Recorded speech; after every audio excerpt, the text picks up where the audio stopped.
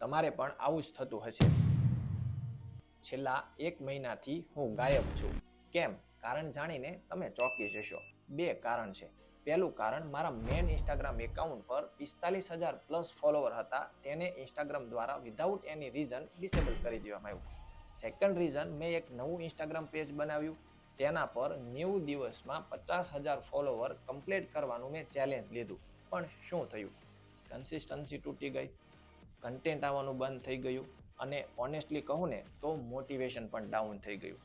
Exactly 90% ક્રિએટરને same problem થાય છે અને તેઓ પણ આમ જ કરે છે. પણ ફરક શું છે? મેં ક્વિટ નથી કર્યું. This is not the end, this is my comeback.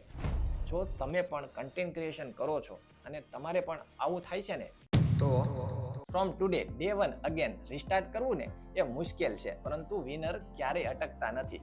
આ 90 દિવસમાં હું તમને શીખવીશ કે કેવી રીતે કન્સિસ્ટન્સ રહેવું, કેવી રીતે ઓનલાઈન સોશિયલ મીડિયામાં ગ્રોથ કરવો અને કેવી રીતે તમે તમારી સ્કિલને તમે મોનેટાઈઝ કરી શકો છો.